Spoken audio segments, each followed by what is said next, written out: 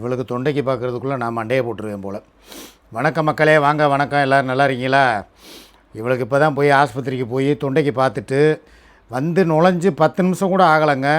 அவர் எழுதி கொடுத்த அந்த எம்ஆர்ஐ ஸ்கேனு, அப்புறம் வந்து பிளட் ரிப்போர்ட்டு, யூரின் ரிப்போர்ட்டு எல்லாமே வந்து எடுத்து கொடுத்தாச்சு. சப்போஸ் சில பேர் கேட்பீங்க, எதுக்கு தொண்டைக்கு எதுக்குங்க யூரின்னு பிளட்டெல்லாம் எடுக்கிறாங்க, தொண்டையை தானேங்க ஸ்கேன் பண்ணுவாங்கன்னு சொல்லி எல்லாம் கேட்பீங்க. உண்மையிலே இந்த ஆஸ்பத்திரியில் என்னான்னு தெரியலை. இந்த வருங்க, ஆதாரத்தோடு தான் வந்திருக்கேன். இதில் எந்த ஒரு பொய்யும் பித்தலாட்டமும் கிடையாது. இந்த பார்த்துக்கங்க, எங்கடா இருக்குது, இந்த இருக்குது, வாங்க. எனக்கு என்ன டவுட்டாக இருக்குது, என்ன பிளட்டு டெஸ்ட்டு யூரின் டெஸ்ட்டு எதுக்கு எடுக்கிறாங்க? இந்த பாருங்க, ஒரு நிமிஷம் பாருங்களேன். இதை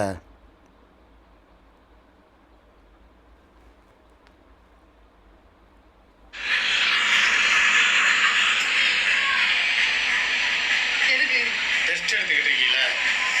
ரத்தம் எடுத்துருக்காங்கப்பா கையில், ஆப்ரேஷன்.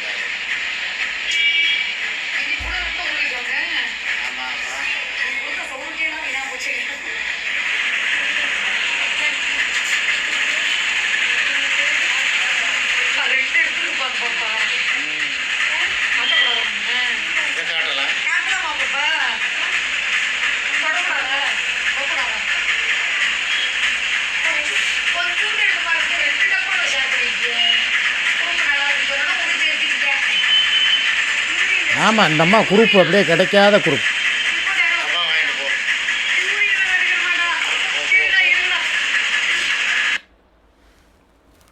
என்னடா தொண்டைக்கு வந்து இங்கே ஆப்ரேஷன் பண்ணுறதுக்கு, இல்லைனா வந்து இங்கே டெஸ்ட்டு பார்ப்பாங்க, இல்லை சளி டெஸ்ட் எடுப்பாங்க. ஒரு வேளை தொண்டையில் எதுவும் சளி கிளி கட்டியிருக்கா என்னான்னு சொல்லி பார்க்குறக்கா சளி டெஸ்ட் எடுக்கலாம். இது என்ன சம்மந்தம் இல்லாமல் வந்துக்கிட்டு யூரின் டெஸ்ட்டு, பிளட் டெஸ்ட்டு, அதில் ஒரு குழாய்க்கு 2 குழாய் டெஸ்ட் எடுத்தாங்கன்னா இது என்னன்னு எனக்கே புரியலை. அதில் வந்து இப்போ என்ன சொல்லி அனுப்பிட்டாருன்னா, எப்போ இருக்கிற ரெகுலர் டாக்டர் வந்து அவரை பார்த்தோம், பார்த்துட்டு பிளட்டு இதை டெஸ்ட் எழுதி தான் கொடுத்தாரு. அங்கே போய் என்ன டெஸ்ட்டுன்னு நாங்களும் போய் இப்போ கேட்கல.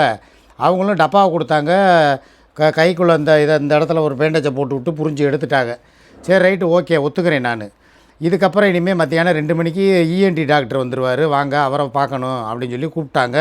இப்போ மணி 1:50. நான் வீட்டுக்கு வந்தது 1:30. ஒரு 10 நிமிஷம் தாங்க படுத்தேன். எனக்கு வெயிலில் ஏற்கனவே பால் குடம் ஃபுல்லாக வெயில் அலைஞ்சிட்டு வந்ததுக்கு அதுக்கும் அப்படியே அடித்து போட்டால் மாதிரி எனக்கெல்லாம் தூக்கம் வந்துருச்சு.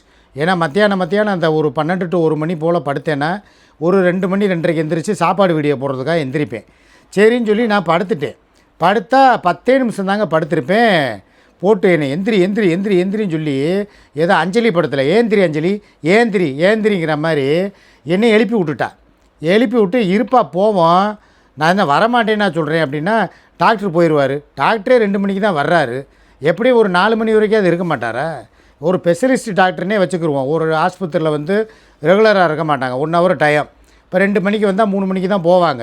சரி, அப்படியாவது இருப்பார்ல, அதுக்குள்ளே ஏன் போட்டுக்கிட்டு அவதி வந்த மணிக்கு என்னை போட்டு எழுப்பி விட்டு என்னை போட்டு பாடாப்படுத்தி. சரி, இன்னொரு விஷயமும் உங்கள்கிட்ட சொல்ல வேண்டியது இருக்குது, அதையும் சொல்லிடுறேன். சகோதரி, ரொம்ப ரொம்ப நன்றிம்மா. அக்காவுக்கு முடியலைன்னு 5000 ரூபாயை போட்டு போய் அக்காவுக்கு போய் ஸ்கேன் பண்ணி பாருங்கள். இல்லைன்னா என்ன டெஸ்ட் எடுக்கிறாங்களோ எடுக்க வைங்க. அவங்களோட குரல் தான் ரொம்ப முக்கியம். அவங்க சேவை இந்த நாட்டுக்கு தேவைன்னு சொல்லி பணம் போட்ட அந்த உள்ளத்துக்கு ரொம்ப ரொம்ப நன்றி. நான் எப்படி அவள் தான் உங்களுக்கு வந்து நன்றி சொல்லணும். நான் சொல்லிக்கிட்டு இருக்கேன் பாருங்கள். ஏன்னா அவளுக்கு பேச வரலையாம், தொண்டையிலேருந்து வெறும் காற்று தான் வருதான், கமலஹாசன் வாய்ஸு தான் வருதான். அதனால் பேச முடியலை. நீயே பேசிவிட்டு நீ இந்த வீடியோவை முடிச்சுட்டு வாயா, நம்ம கிளம்புவோங்கிற. சாப்பாடு ஒன்றும் செய்யலை, ஹோட்டலில் தான் வாங்கினோம். டெம்பிள் சிட்டி ஹோட்டலில் 3 சாப்பாடு 480 ரூபா. வர்ற வழியிலேயே கூல்ட்ரிங்க்ஸு, அப்புறம் அந்த டொரினோ பாட்டிலு, பவண்டோ பாட்டிலு, மோர் கொடுத்தாங்க. குடிக்காதடி, ஏற்கனவே உனக்கு தயிர் மோர் இதை குடிச்சு தான் உனக்கு வந்து தொண்டை சேராமல் போயிருக்குன்னு சொன்னால், வெயிலுக்கு வந்து எனக்கு விக்குன்னு இழுக்குதுன்னு சொல்லி இந்த 3-4 செம்பு மோரை குடிச்சிருக்கா. இப்படி பண்ணால் என்ன அர்த்தம்? வைத்தியம் பார்த்து நீ இன்னும் உடம்ப நீ கரெக்டாக சொல்ல பேச்சு கேட்டாதானே நம்ம பாட்டுக்கு நிம்மதியாக இருக்கலாம். இப்போ வைத்தியத்துக்கு தான் கொண்டு போய் கொடுக்கணும். இந்த திருப்பி போய் இந்த தொண்டை கட்டிக்கிருச்சு, பேச முடியலைன்னு சொல்லி இப்போ என்னையை கூப்பிட்டு போகிறான். சரின்னு வர்றேன்ட்டு நான் என்ன சொல்கிறேன், இவ்வளோ பெரிய பையன் இருக்கேன்ல வீட்டில். சரி, நான் தான் ஒரு அலைஞ்சிட்டு வந்தவன், ஒரு முடியாதவன், சுகரு பேஷண்ட்டு, என்னை எதுக்கு கூப்பிட்ற? நான் பாட்டு கொஞ்சம் நேரம் ரெஸ்ட் எடுத்துகிட்டு சாயங்காலம் 6 மணி லைவுக்கு 4:30க்கு எந்திரிக்கணும். திருப்பி போய் டீ கடையில் போய் ஆனியன் வச்சு டீயை குடிச்சிட்டு எப்பயும் போல் வீடியோ போடுறதுக்கு 6 மணிக்கு போகணும். இதுக்கு இடையில் இப்போ நான் போனேன்னா மணி இப்போ 2 போயிட்டு வர்றதுக்கே 3:30 ஆயிரும். சாப்பிடலை, பசிக்குது. காலையில் வேறு அந்த டிஃபன் சாப்பிட போன இடத்துல பிரியாணியை தின்னது நெஞ்சுக்குள்ளேயே நெஞ்சை கரிச்சிக்கிட்டே நிற்கிது. முந்தி மாதிரியா நம்மளுக்கு எதுவும் உடல் ஒத்துழைக்குது. அந்த பையில கூட்டு போகலாம்ல. சரி, என்ன ஒரு வண்டிக்கு 2 வண்டி இருக்குது. எதையாவது ஒன்று எடுத்துகிட்டு போய் அவனை திலீபாவை கூட்டிகிட்டு வாடா அம்மாவை ஆஸ்பத்திரி கூட்டு போடான்னா அவன் விளாண்டுக்கிட்டு இருக்கேன், வரமாட்டேன்.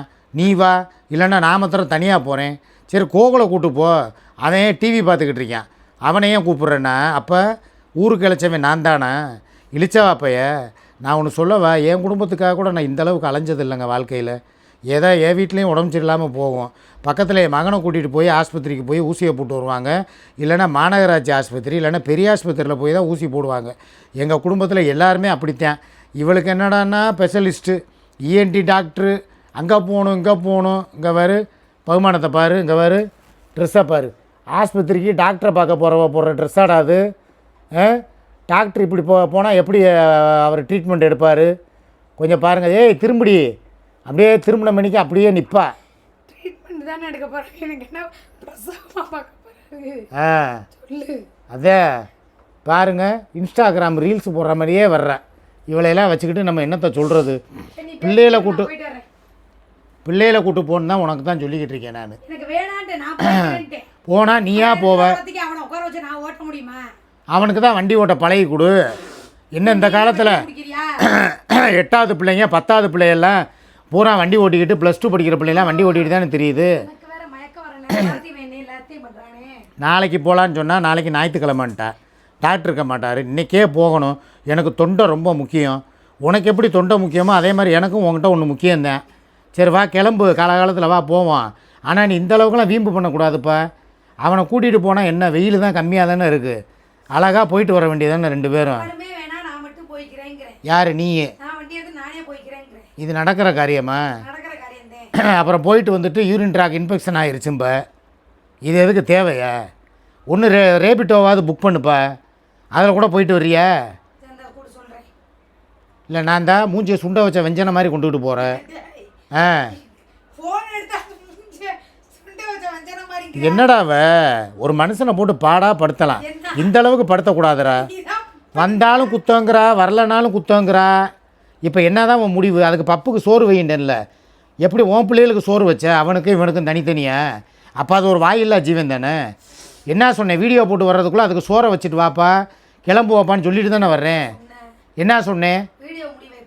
ஏய் வச்சுட்டு வா கிளம்பணும்னு சொல்லிக்கிட்டு இருக்கேன். என்ன வீடியோ மூடி வைப்பானா? ஏன் போய் பிசைஞ்சு வச்சுட்டு வாயேன், அதுக்குள்ளே நான் வீடியோ போட்டு முடிச்சிருவேன், கிளம்ப வேண்டியதானே. அப்புறம் உட்காந்து இதை முடித்தோடனே சாப்பாடு வீடியோ போடும்ப. இதெல்லாம் எனக்கு ஆளுக்கு ஒத்து வராது சரியா? இல்லை நீ போ, உன் பிள்ளைகளோட நீ கிளம்பு, ஆளை விடு. சும்மா போட்டுக்கிட்டு என்னை டார்ச்சர் பண்ணக்கூடாது. டேய் அவள் போட்டும்டா, நான் பார்த்துக்கிறேன்டா. சும்மா போட்டு நம்மளுக்கு 24 மணி நேரம் இதே பொழப்பா நம்மளுக்கு. 6 மணி லெவலில் சந்திப்போம். நான் ரெஸ்ட் எடுக்க போகிறேன், நான் தூங்குறேன். எதாக இருந்தாலும் சாயங்காலம் பேசிக்கிறலாம். பாய்.